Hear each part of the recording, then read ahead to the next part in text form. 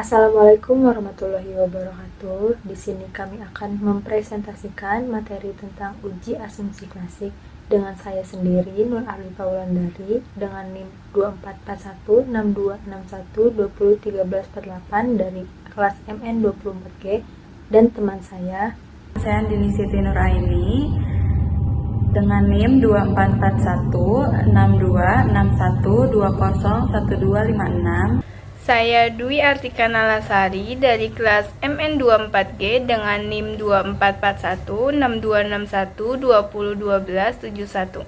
Perkenalkan, nama saya Nadia Salsabila Putri dengan NIM 24416201201281. Saya Nisa Aulia dengan NIM 24416261201258 dari kelas MN24G. Baik, yang pertama ada pengertian uji asumsi klasik. Apa itu uji asumsi klasik? Uji asumsi klasik merupakan syarat statistik yang harus dilakukan pada analisis regresi linear berganda yang berbasis ordinary least square. Dalam OLS hanya terdapat satu variabel dependen, sedangkan variabel independen berjumlah lebih dari satu. Untuk menentukan ketepatan model, perlu dilakukan pengujian atas beberapa asumsi klasik, yaitu uji normalitas, uji asumsi linearitas, uji asumsi multikoliniaritas, uji autokorelasi, dan uji asumsi heteroskedastisitas. Yang pertama, ada uji normalitas. Uji normalitas digunakan untuk menentukan data yang telah dikumpulkan berdistribusi normal, sehingga dapat dipakai dalam statistik parametrik. Dasar pengambilan keputusan uji normalitas yaitu, jika nilai signifikan lebih besar dari 0,05, maka data berdistribusi normal.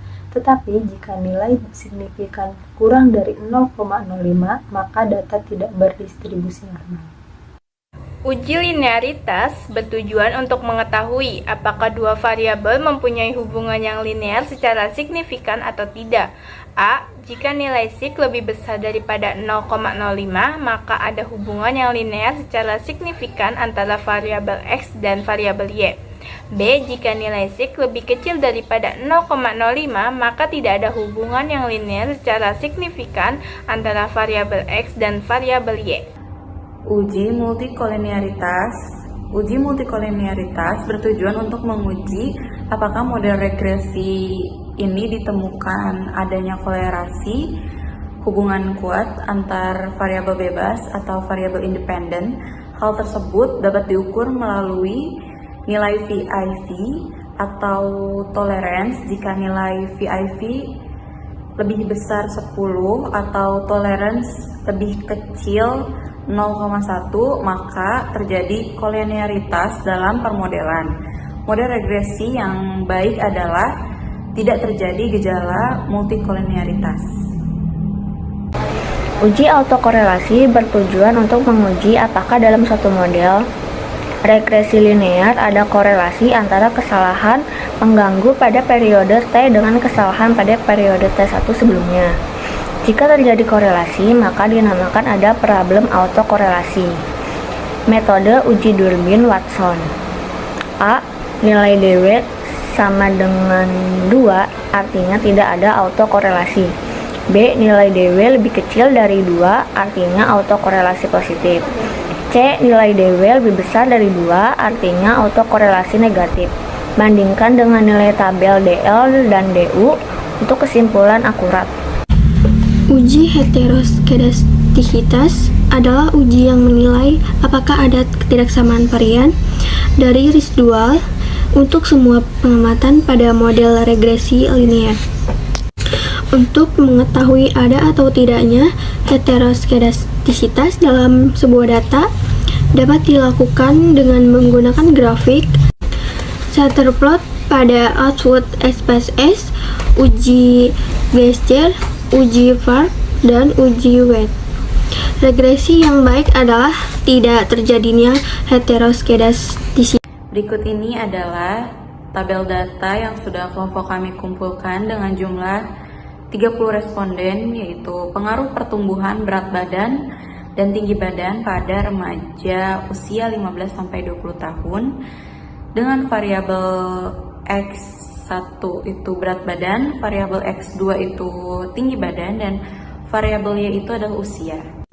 Berikut adalah hasil uji normalitas. Berdasarkan hasil uji normalitas, diperoleh nilai signifikan sebesar 0,065. Nilai ini lebih besar dari batas signifikan yang ditentukan, yaitu 0,05.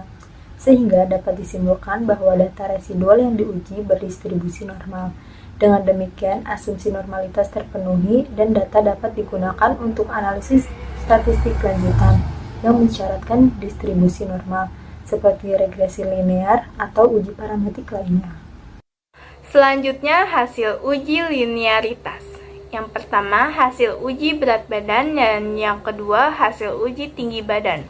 Kesimpulannya, berdasarkan nilai signifikansi p-value untuk definition hubungan antara usia pada berat badan serta antara usia pada tinggi badan menunjukkan pola yang linear, nilai p-value untuk hubungan usia pada berat badan adalah 0,593, sedangkan untuk hubungan usia pada tinggi badan adalah 0,186. Keduanya lebih besar dari 0,05, sehingga dapat disimpulkan bahwa tidak terdapat penyimpangan dan signifikan dari linearitas. Dengan kata lain, baik hubungan antara usia pada berat badan maupun antara usia pada tinggi badan bersifat linear. Berikut ini adalah hasil uji multikolinearitas dengan menggunakan data kelompok kami. Berdasarkan hasil uji asumsi multikolinearitas pada model regresi ini, dapat disimpulkan bahwa tidak terdapat masalah multikolinearitas antara variabel independen, yaitu berat badan dan tinggi badan. Hal ini dibuktikan dengan nilai tolerance untuk kedua variabel yang lebih besar dari 0,10 dan nilai VIV, variance inflation factor, yang lebih kecil dari 10, yang menunjukkan bahwa hubungan antar variabel independen tidak saling mempengaruhi secara berlebihan dalam model regresi. Hasil uji autokorelasi. Di sini didapatkan Durbin Watson sebesar 2,685, dan bisa lihat di sini kriteria keputusan uji asumsi autokorelasi. Diketahui N-nya 30, K-nya 2, dan DW-nya 2,685. Didapatkan nilai DU sebesar 1,5666 dan DL sebesar 1,2837. Kemudian hitung nilai 4 dikurangi 2,685 terlebih dahulu.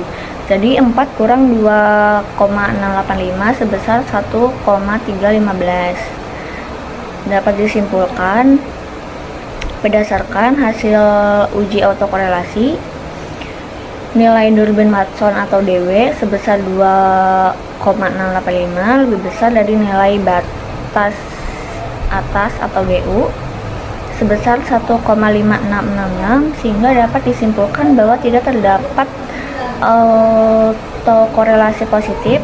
Sementara itu untuk autokorelasi negatif, nilai 4 dikurangi DW yaitu 1,315 berada di antara batas bawah DL 1,2837 dan batas atas DU 1,5666.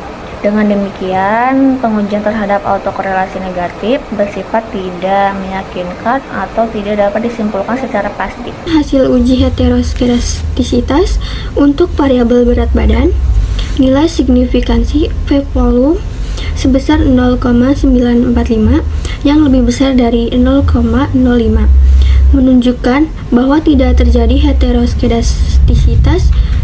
Hal yang sama juga berlaku untuk variabel tinggi badan, di mana nilai signifikansi sebesar 0,605 yang juga lebih besar dari 0,05, sehingga dapat disimpulkan bahwa tidak terjadi heteroskedastisitas pada variabel ini. Sekian presentasi dari kami, kurang lebihnya mohon maaf. Wassalamualaikum warahmatullahi wabarakatuh.